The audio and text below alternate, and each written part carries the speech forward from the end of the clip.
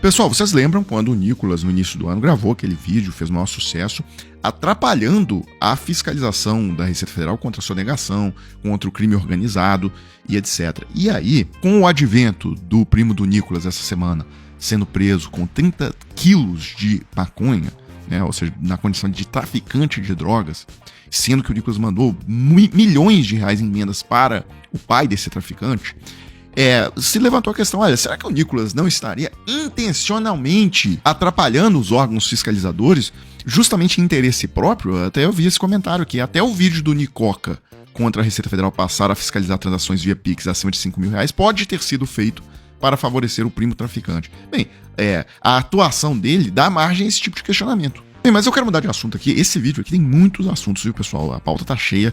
Eu queria mostrar aqui pra vocês que o Hugo Mota tá agora com essa mania de dar prazo pro governo. Ó, vocês têm 10 dias pra mudar essa questão do IOF, senão nós vamos aprovar um decreto legislativo sustando esse decreto que aumentou o IOF. Aí, não satisfeito, ele ontem deu mais uma ordem pro governo e falou, não, tem uma parte do decreto do IOF que tem que ser revogada agora, em 24 horas.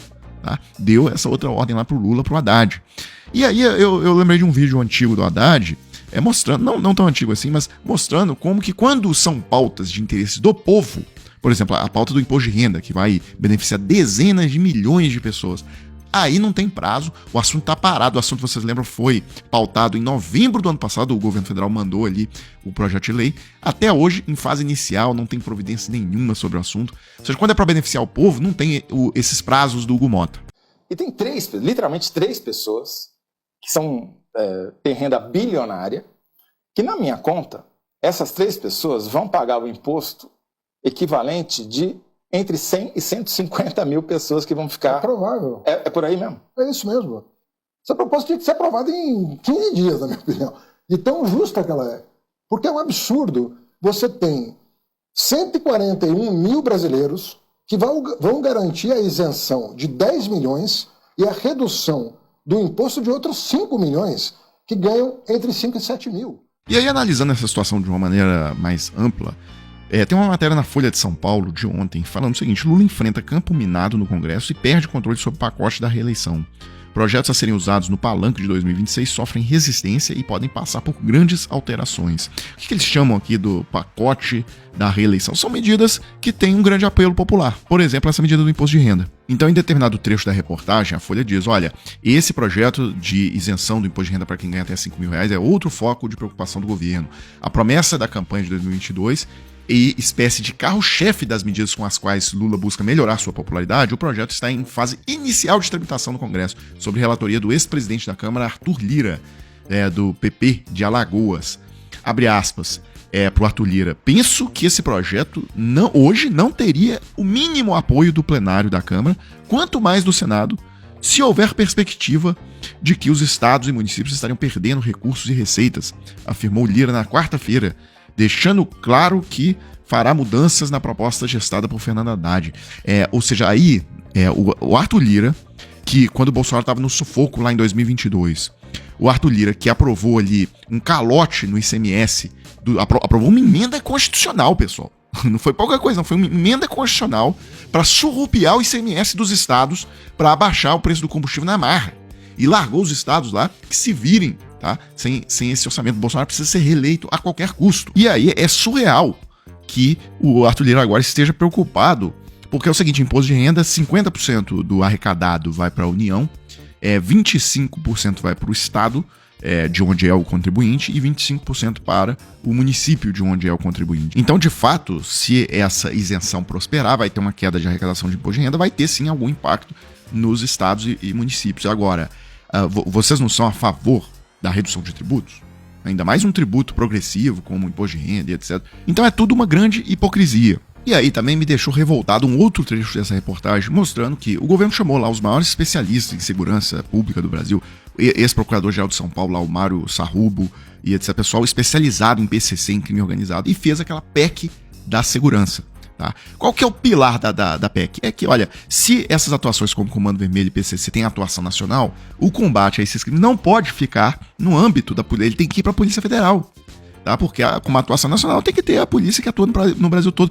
Aliás, porque também muitas vezes a Polícia Civil, por exemplo, do Rio de Janeiro ou a Polícia Civil de São Paulo, ela já está totalmente corrompida pelo PCC, já a infiltração do PCC dentro da polícia, a gente viu isso aí no caso lá do assassinato no aeroporto de Guarulhos, em que quem matou o delator do PCC foi o próprio pessoal da Polícia Civil, do Tarcísio. Aí a matéria mostra como que esses governadores de direita e também os senadores e deputados de extrema direita, etc., que eles não aceitam essa proposta da PEC da segurança lá do governo federal.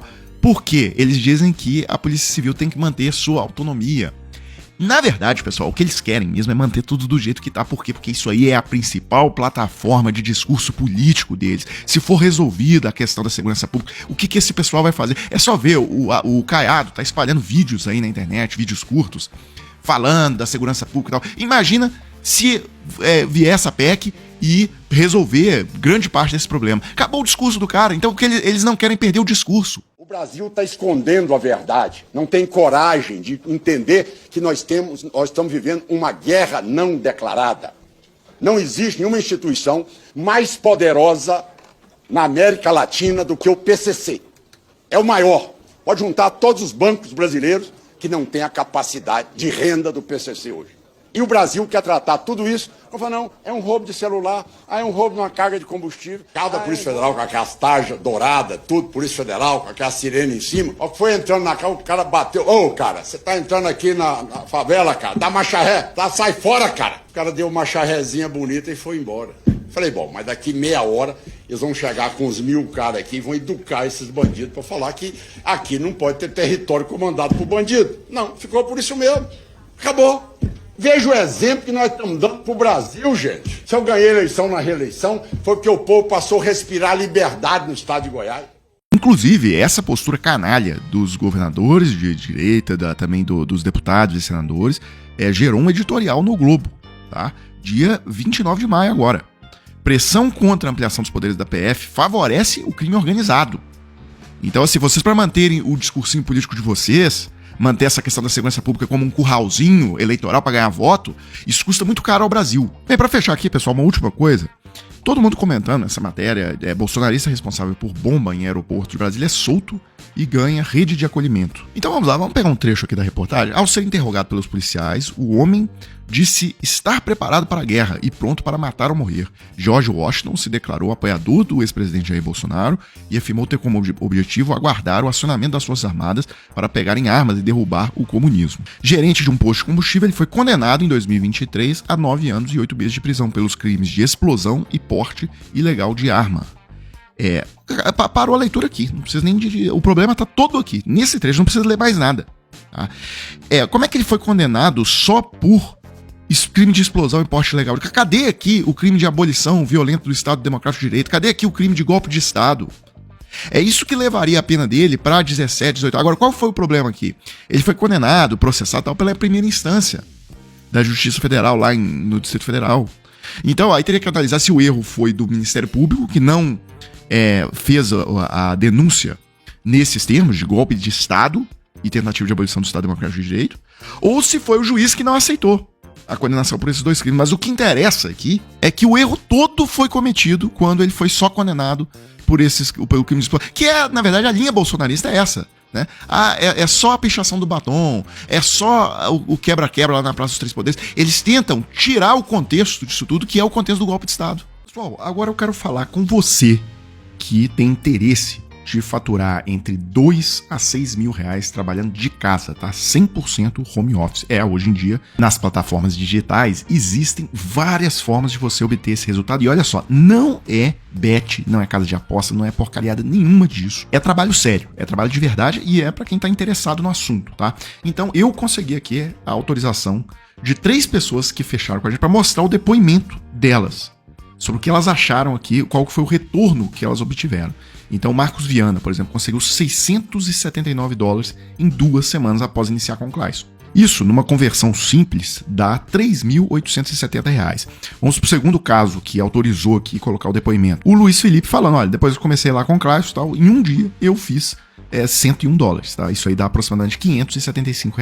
E só pra gente fechar aqui, eu queria mostrar o que disse a Joyce Araújo, ela também autorizou a divulgação aqui do depoimento dela, ela teve o melhor resultado, tá? $1.098, tá? Isso aí dá na conversão R$6.258. Então é o seguinte, caso você tenha se interessado, é só escrever aqui nos comentários a palavra dólar, que aí você vai receber uma mensagem do Clayson e aí você vai obter maiores detalhes. Pessoal, então é isso, né? Eu fecho agora e volto numa próxima oportunidade.